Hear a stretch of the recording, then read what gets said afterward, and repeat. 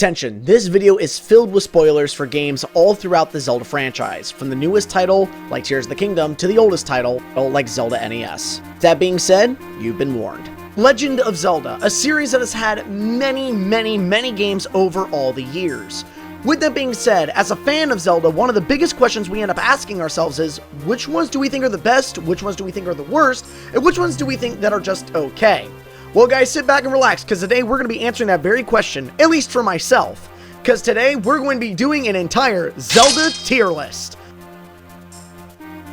Alright, before we get started, I want to make a few things clear. 1. This video is for entertainment purposes and for fun. This is not meant to be an end-all, be-all list stating that these are the best of all time. Please understand this is just for fun and my own opinion. 2. We will be doing this video by rank, which means we'll be starting from the very lowest tier and listing the games that belong in that spot and go up from there. So with all that finally laid out, let me not waste any more of your time and let's get straight into the list. Rank F, the worst of the worst. And honestly, there's only one set of Zelda games that truly deserves the F rank. That being the entirety of the Philips CDI Zelda series. All these games released on the Philips CDI, and would become infamous for being some of the worst games ever made, while also being the spawn of many memes. Just to name a few reasons why these games are in F rank, their controls are absolutely abysmal, the voice acting is subpar at best, graphically these games look like dumpster fires, with the only positives being the soundtracks. And the fact that these games ended up getting the Zelda title, hell, the fact that Nintendo greenlit any of these games is just a bloody shock. These 3 games will always and forever be in the F rank, and honestly, it's just a blatant insult and crime to put any other Zelda game in this tier along with them, because, God, these games are just a special type of bad. D rank is mainly for, well, the games that are better than all the Philips CDI ones, but probably the worst out of the Zelda lineage. And there's only one game that I can think of that lands itself in this spot. The Adventure of Link. When the original Legend of Zelda released, for some odd reason, Miyamoto kind of backpedaled to create this weird 2D side adventure style Zelda, where combat was the main focus. This game is extremely cryptic, extremely difficult, kind of ugly to look at, and plays really rough. It does have some silver linings though. For example, Dark Link was introduced into this game, along with some pretty damn good soundtracks that will be reutilized in the future. But overall, Adventure of Link is the weakest out of the Zelda series, and if anything, it's kind of the black sheep. It's the only Zelda game that really doesn't feel like a Zelda game. And let me stress this again, I'm not saying this is a bad Zelda game, it's just really weak in comparison to the rest. When I first played this game, I never really enjoyed it, and it's really hard for me to come back to this one. It kind of felt like if Metroid NES was turned into a Zelda game. That's kind of what Zelda 2 reminds me of. This game also has a lot of RPG elements where you level up Link over time and he gets stronger and stronger, which is pretty dang cool, but this also can lead to grinding. Link himself, as far as combat goes, he's very snappy, responsive, and you can move him all over the place. But the hitboxes are wonky. So again, overall, not a bad game by any means, and it definitely has that old school NES difficulty, but as far as Zelda games go, this is definitely the weakest. But hey, at least it was better than all the Philips games. I mean, nothing can really be worse than those. C rank. These are the games that left a pretty decent impression on me, and don't have really that many flaws, but there are still tons of other titles that outshine them. Now, as we continue, what we're going to be doing from this point going forward, I'll be listing each title in each rank by the weakest to the strongest in my personal opinion. And to start that trend off is Triforce Heroes. I know that is a pretty low rank for Triforce Heroes, but hear me out. Triforce Heroes is a very beautiful game, it controls great, it looks great. You have tons of awesome outfits, each with their own stats and abilities, which kind of gave a precursor to the way Breath of the Wild will do its clothing system.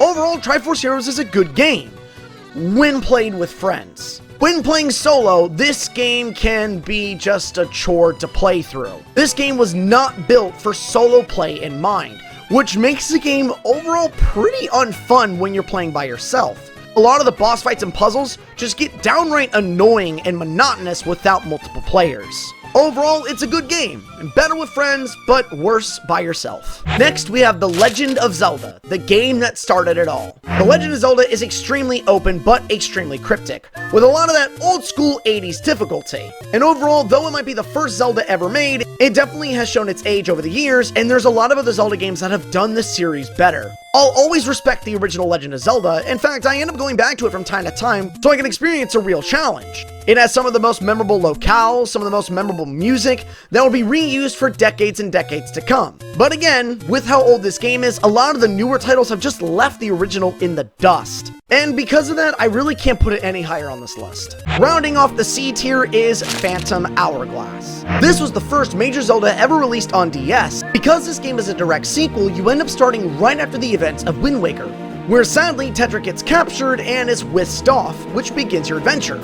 But you'll soon find out that this game is pretty much Wind Waker, but on handheld. Phantom Hourglass overall is a pretty damn good game. The controls were never that big of a bother for me. I love being able to add notes and everything to my map system, to even being able to fire my cannon with far more precision when I'm using the boats. Boats are also a really cool thing in Phantom Hourglass, allowing you to customize them, which creates an awesome incentive that the Wind Waker never had.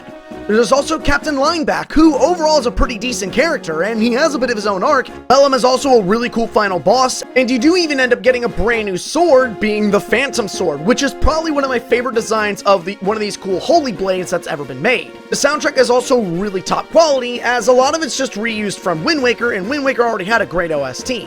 The only real big hindrance, and the reason Phantom Hourglass is so low on the list, is because of, well, I think you already know, the Palace of the Ocean King. Though normally backtracking isn't that big of an issue for me, the Ocean King was always such a nuisance to go through, and also having a constant time limit really made things more frustrating, as I was always having to rush through this entire puzzle and gauntlet, and one mistake might make it to where you have to redo all your progress. It's a great handheld version of Wind Waker, and overall you will have fun playing Phantom Hourglass, but I think there are lots of other Zelda titles that just did it better.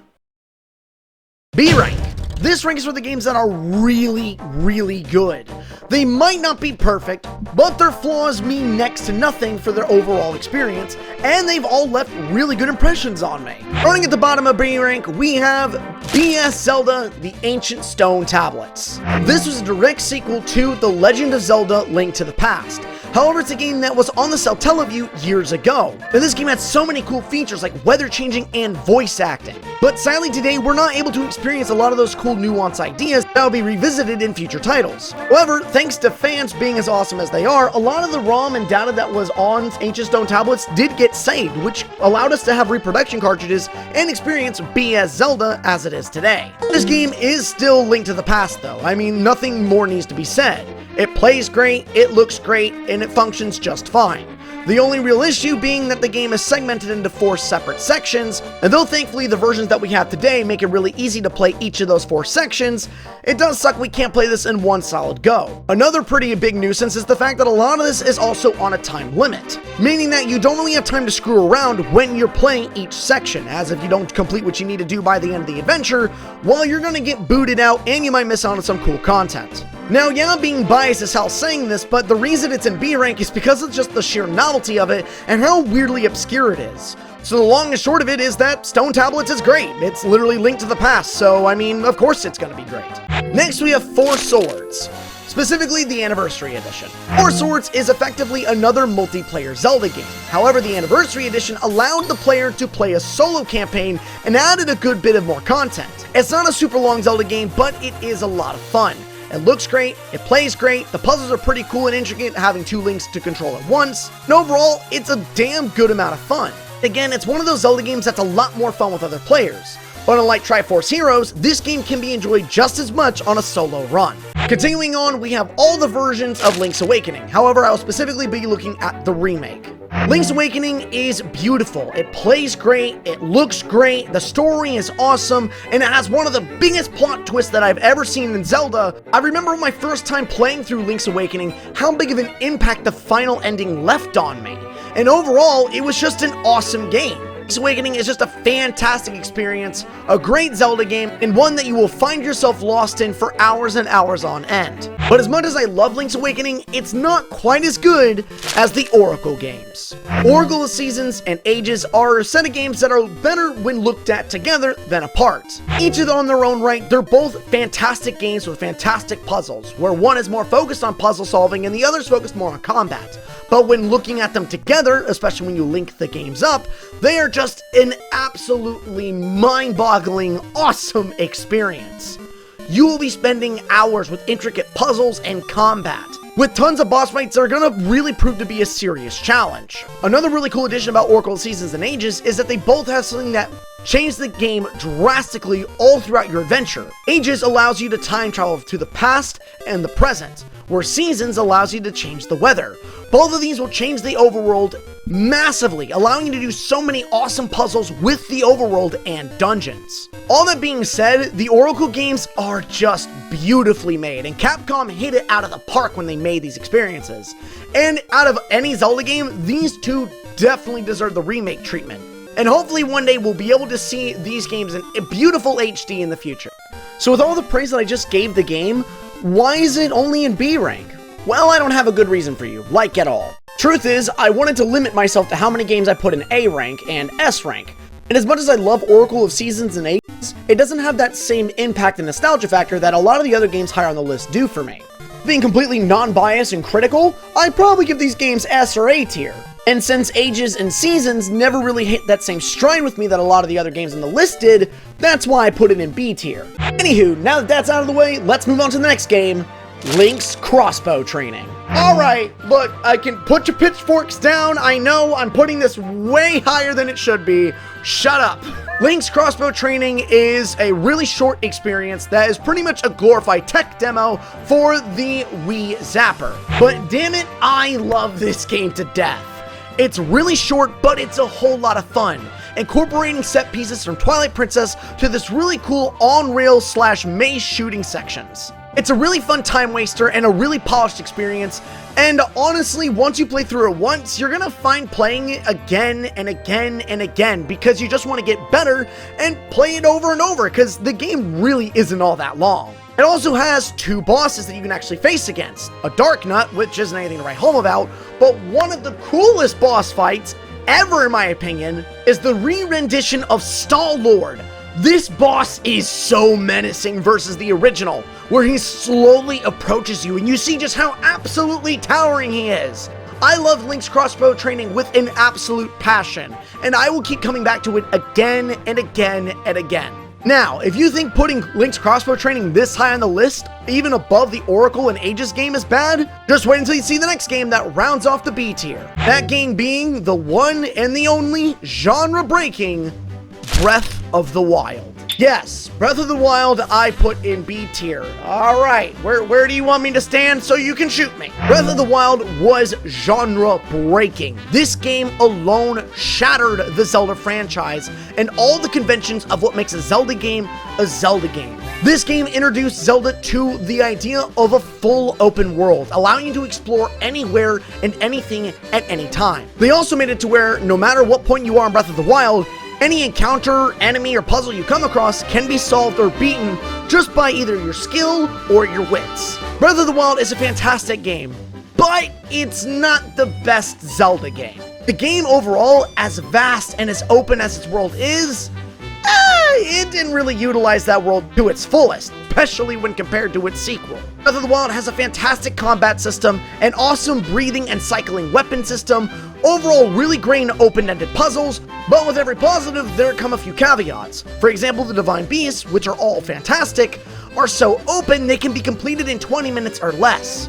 Shrines are all great little mini side puzzles, but they're so vast and one of the only main things to do in Breath of the Wild that they'll end up becoming stale after like the 60th or 70th one. The actual variety of what to do in Breath of the Wild may be decent, but with the size of the world, the variety doesn't feel all that justified, making it feel like there should be more to do in that world. And the story is fantastic and heart-wrenching and so well done, but the mystery and the nuance is lost as the game's main story and mystery is literally spoiled for you at the very beginning of the game. All that to say, Breath of the Wild is a beautiful, fantastic experience, and a game that I am so happy that exists, because thanks to it breaking the normal conventions of Zelda, it paved the way to even better experiences like Tears of the Kingdom. But as far as other Zelda games go, and again when compared to its own sequel, a lot of other games did it a whole lot better. Alright guys, we're finally at A rank. These are the Zelda games that are almost perfect, that I love to death. And starting at the very bottom of A rank is another hot take that I'm sure y'all are gonna want to kill me for. Ocarina of Time. Ocarina of Time, just like Breath of the Wild and the original NES Zelda, was again genre-defining, marking the beginning of 3D Zelda. Ocarina of Time had a great story, a beautiful soundtrack, great dungeons, great combat, the introduction of Z-targeting, awesome characters, great side quests, badass bosses. Overall, Ocarina of Time is such a good game, I have a hard time trying to think of any reasons not to like it. The only real reason this game isn't higher is because there's a lot of other games that left way stronger of an impression. Speaking of which, the very next game, right above Ocarina of Time, A Link to the Past. Link to the Past, at the time of its release, was peak 2D Zelda.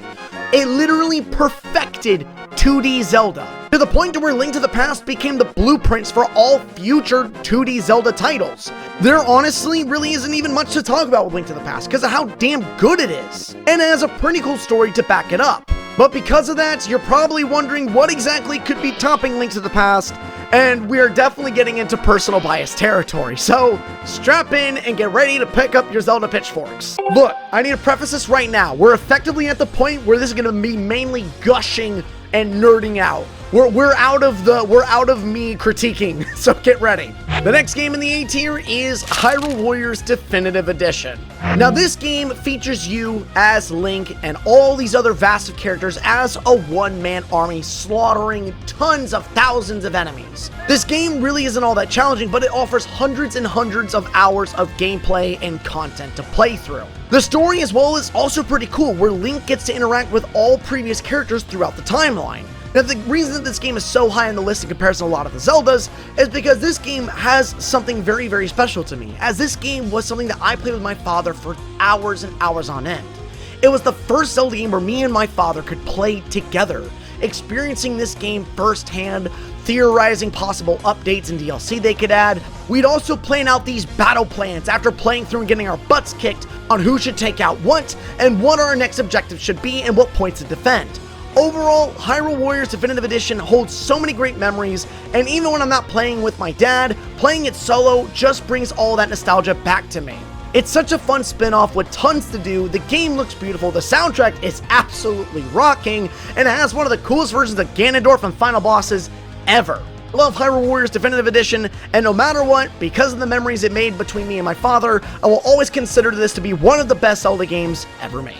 Now right above that is Hyrule Warriors Age of Calamity. Now this one I like a lot, and it's not just because of nostalgia. This game introduces a what-if scenario, where what if the time the Calamity came back around, Zelda and the gang were actually able to stop the Calamity instead of all die off.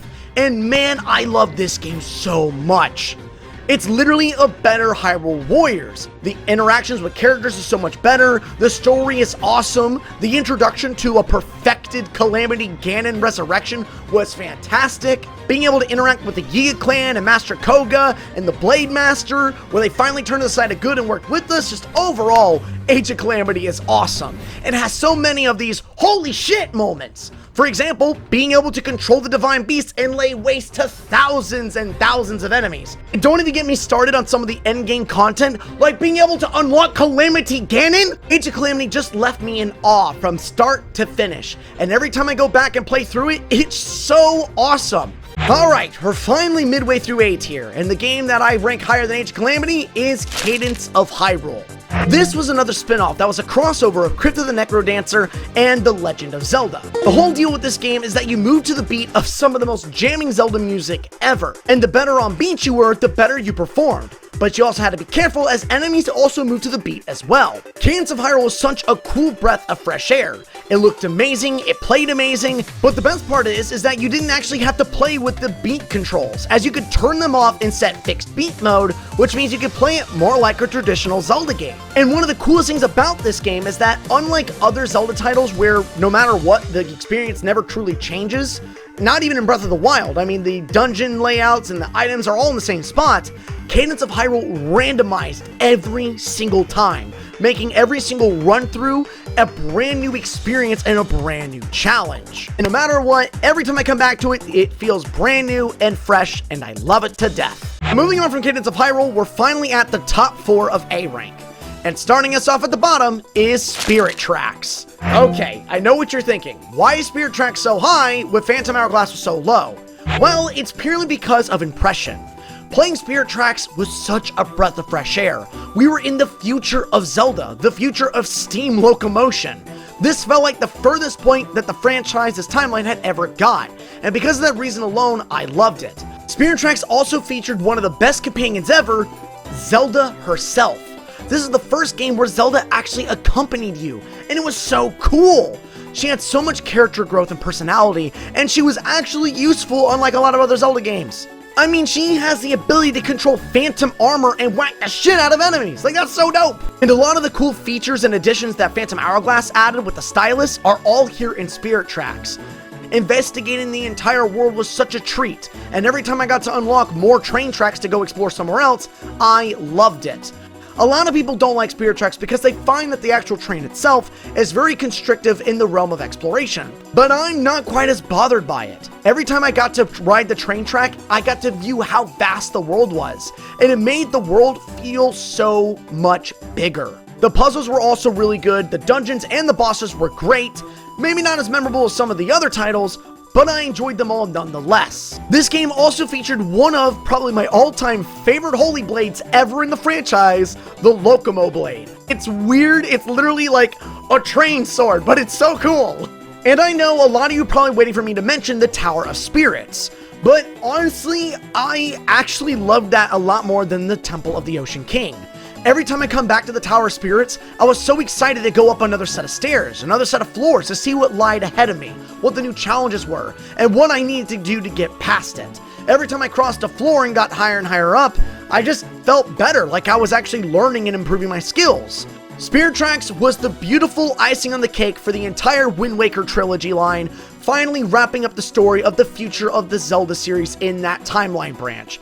And damn it, it will always be, in my opinion, one of the greatest. Now, on the third highest spot in A rank, we have Four Swords Adventure. Four Swords Adventure is a lovely game. One of the most beautiful 2D Zelda games I have ever laid my eyes on. I always wanted to see what a 2D Zelda game would look like on better hardware, and Four Swords Adventure answered that question in spades. Playing this game with friends is a damn joy, and recently I got to re-experience the game with all my best bros back to back, and damn it, it was awesome. Four Swords Adventure also introduces something else, with the ability to hot swap between links far easier than ever before. You also have the ability to use different formations, so your links change in pattern, which helps with different types of puzzle solving. Now sure, playing on your own can have a few puzzles be a little more monotonous where you have to swap between links back to back, but honestly, I didn't mind it, especially not when I was younger and especially not now. The music for Four Swords was awesome. Being able to utilize the Game Boy Advance in conjunction with the GameCube was so much fun, and Four Swords Adventure is a full game from start to finish with tons of awesome varying levels. The dungeons were all really great, and having Dark Link be a main protagonist was awesome, and seeing the return of Vaati was so dope. Not to mention this game has a brand new collectible, that being Force Gems. You will find plethoras of these, but they're not just for show. Once you collect enough in a given level, you have one of the coolest power-up sound effects ever. I mean, just listen to this.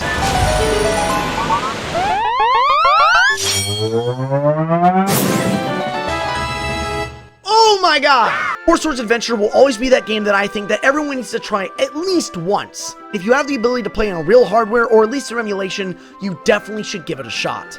It might not be for everyone, but damn it, it was definitely for me. We're getting real close to the end of the A rank, and starting in the number 2 slot, we have Skyward Sword, specifically HD. And that's right, I ranked this game higher than Breath of the Wild, and I ranked it as one of the highest ever.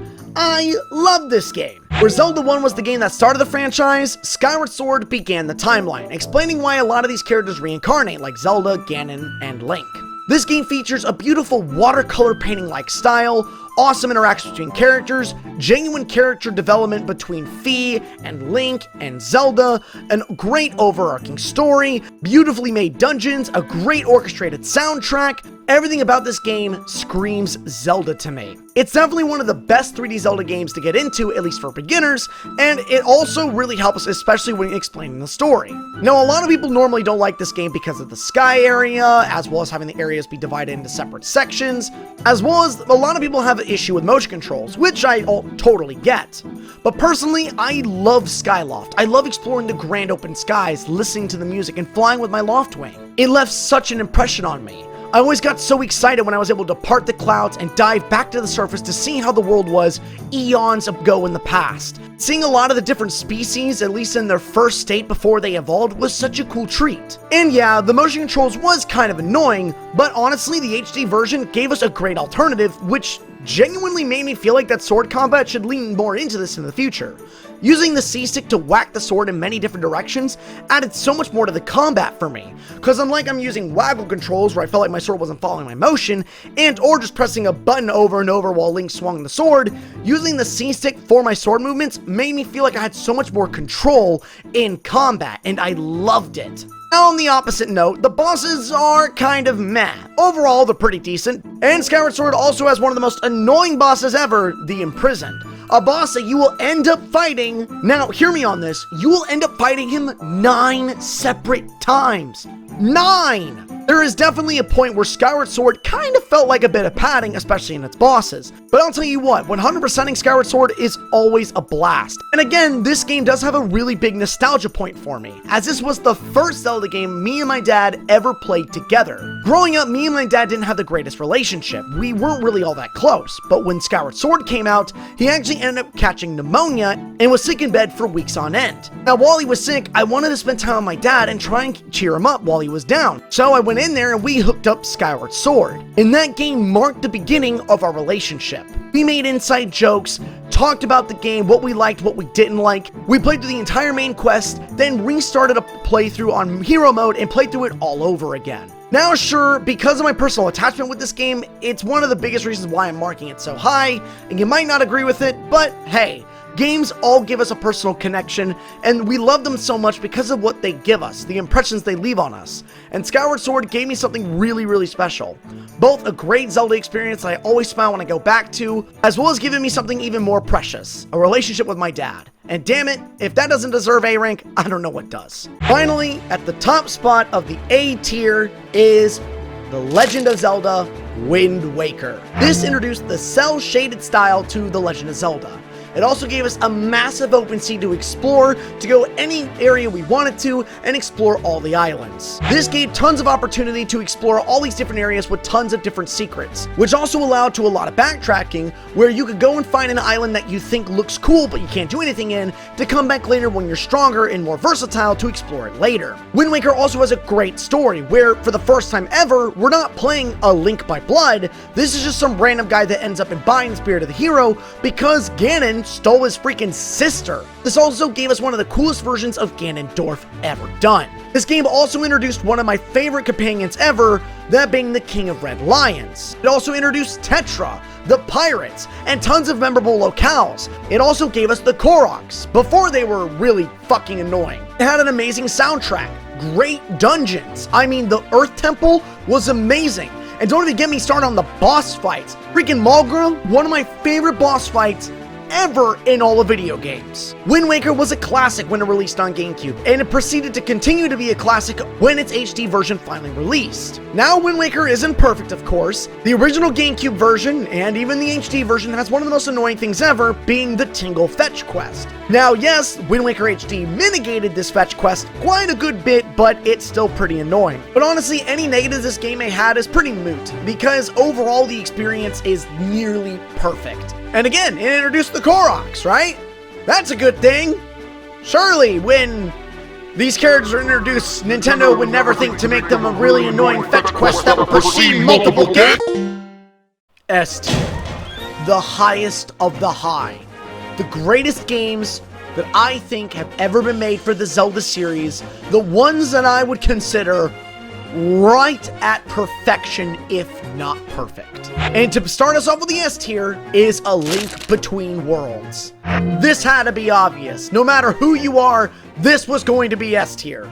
A Link Between Worlds is a better Link to the Past. It also introduced a really cool mechanic where you actually folded into a 2D space as a painting on the wall. It gave us some of the best dungeons ever made and some of the best characters to interact with. If A Link to the Past was the game that defined 2D Zelda, A Link Between Worlds defined what a perfect 2D Zelda was. Because damn it, it is perfect. You will find next to no flaws with A Link Between Worlds. Not many Zelda games make me do playthroughs back to back right after I complete them. But Link Between Worlds was one of those few exceptions where as soon as I beat it, I wanted to hop right back into it to play it all over again. And every time I replay A Link Between Worlds, I'm hard-pressed not to replay it again after I beat it. It's pretty much the best example of a perfect 2D Zelda game. But there's one game that I think surpasses it. The Minish Cap. Yes, I rank this thing higher than Link Between Worlds. Yes, I rank it higher than Link to the Past. Yes, I rank it higher than the grand majority of the 3D Zelda games. Bite me! Minish Cap was released by Capcom and made its debut on the Game Boy Advance. This game features one of the coolest mechanics in Zelda where you shrink and expand in size, going to small crevices and exploring things that normally would seem mundane to these cool locales. And this doesn't just expand to the world around it, but it also expands to enemies, where mundane foes like Octoroks or Choo-Choos would just be a normal walk in the park with a one-slash-your sword, now in a smaller size become grand boss fights. Minish Cap also has one of the best companions ever, being Ezlo. Your iconic green hat that Link has always had is now a companion that is with you from the start to the end of your game.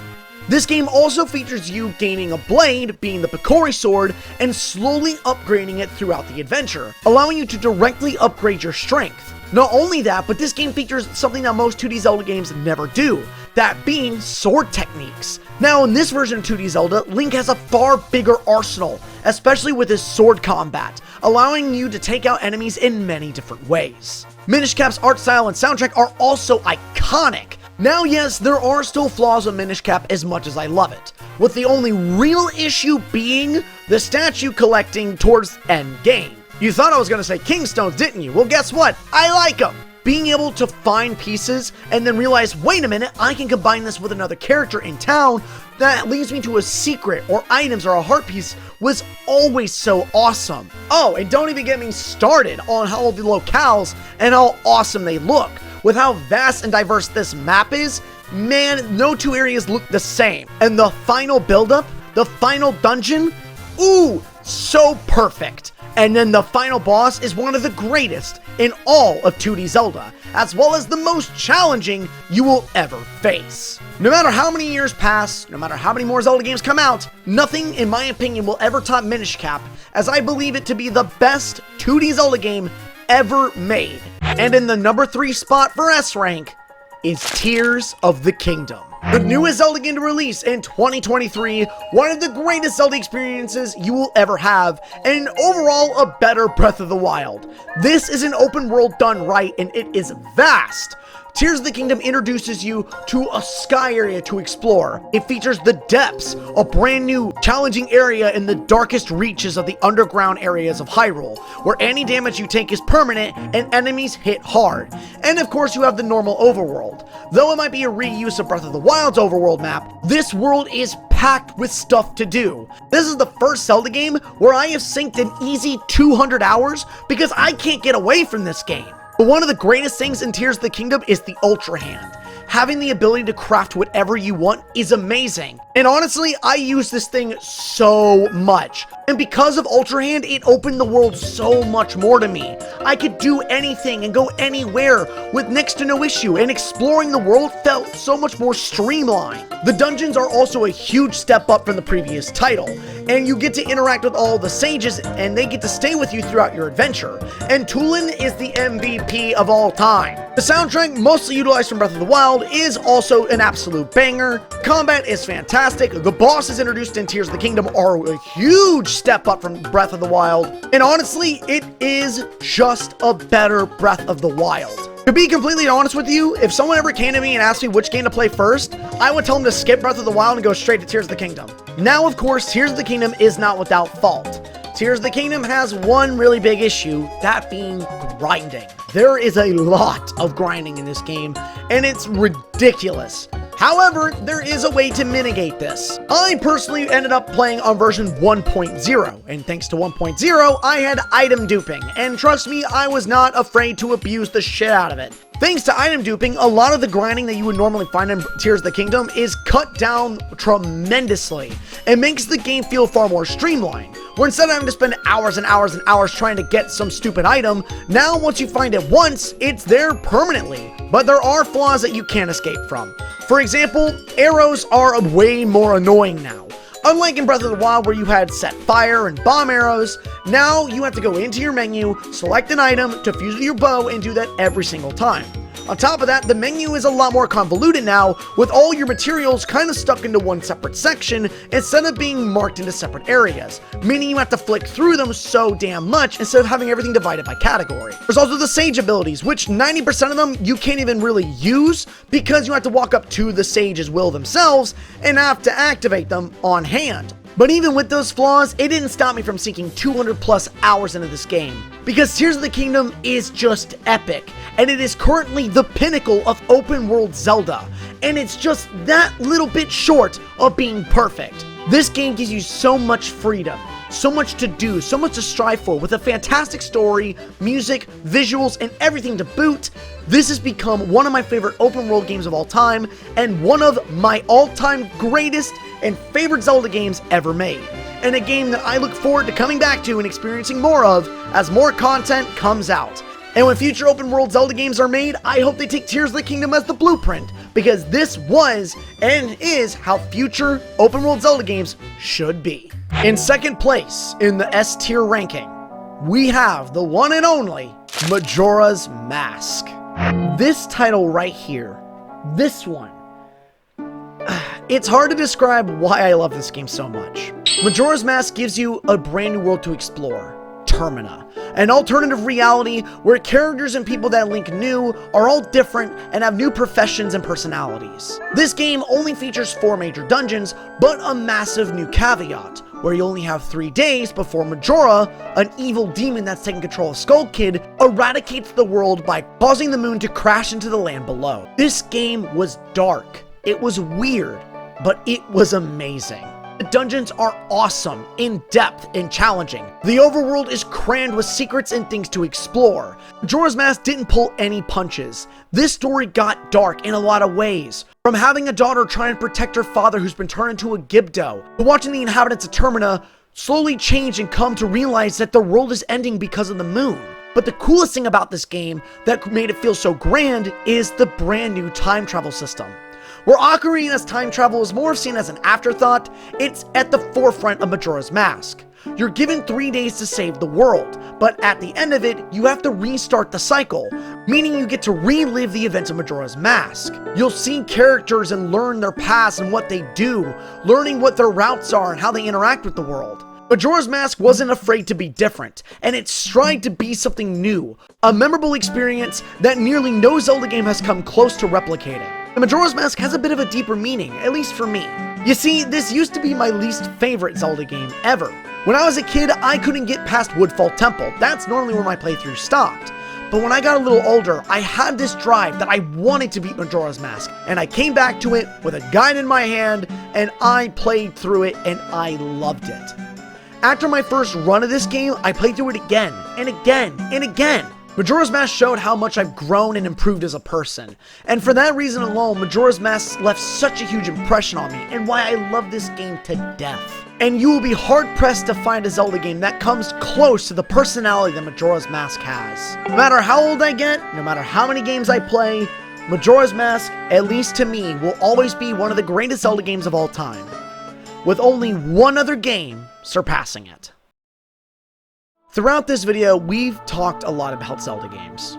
Every Zelda game, at one point or another, for one reason or another, left an impression on me.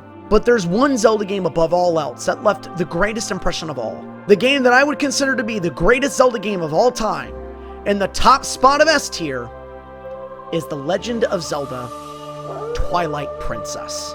It's gritty, it's grand, it's epic, and cinematic. Everything I've ever wanted in a 3D Zelda game, Twilight Princess has in spades. From having one of the greatest companions of all time, being Midna, to some of the best dungeon designs ever made, to some of the greatest bosses ever constructed, everything about Twilight Princess screams perfection to me. Every moment of this game felt amazing. The soundtrack was phenomenal. Graphically, this game looked amazing. And combat-wise, perfected sword combat. Just like how Minish Cap added sword techniques, Twilight Princess did the same, where you were taught by the Golden Wolf, or the hero Shade, who literally is Ocarina of Time and Majora's Mask Link. The locales are beautiful, the characters are colorful, filled with personality, and Hyrule is far more vast in this game than almost any other titles, aside from Tears of the Kingdom Breath of the Wild, of course. It also had some of the best traveling in this game, where you could switch between normal Link and Wolf Link, able to warp whenever you want or call Epona to travel all throughout. And had one of the greatest Hyrule castles ever, with one of the greatest renditions of Ganondorf, one that's wielding a blade that was used to try and execute him. And this guy is not a joke.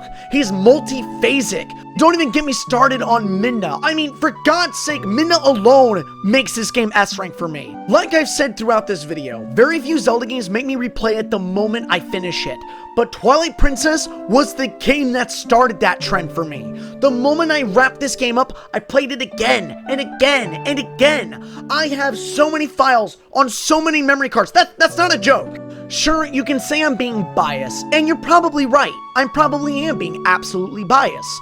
This game made my childhood for me, after all. But damn it, when I look at this game critically, I still would say the same thing. I think Twilight Princess was the perfect 3D Zelda game.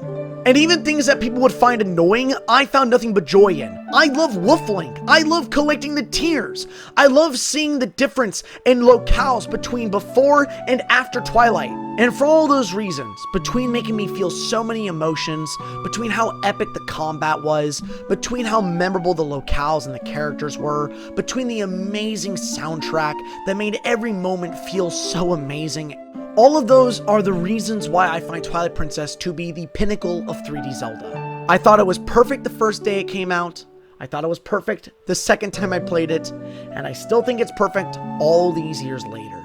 And that is why I think The Legend of Zelda Twilight Princess is the perfect, best S tier, top of the top Zelda game ever made. And with that, we finally come to a close on this tier list. Taking a bite-sized look into every one of these Zelda games really puts in perspective how these games each have shaped me as a person and each of my experiences with them. Again, it is important to remember that these are just my opinions. Everyone's entitled to their own, and I'm sure you have a totally different take on this tier list than I did. But I'm curious what you would consider to be the best Zelda game ever made of all time. Do you agree with my list? Do you disagree with my list? I'm curious what you all have to say. But no matter what you think of my list, no matter whether you agree or disagree, at the end of it all, we can all agree that Zelda has shaped many of our childhoods, many of our lives, and many of the reasons why we are who we are. And with that, I think we all can definitely say that we owe a good bit of gratitude to the Legend of Zelda series. All that being said, guys, that does bring us to the end of this video. Thank you for joining me with my Zelda tier list. If you guys enjoyed what you saw, please leave a like, subscribe, and comments. As always, have an amazing, and thank you again for joining me. Without further ado, I'll see you on the next one. Joe6 signing out.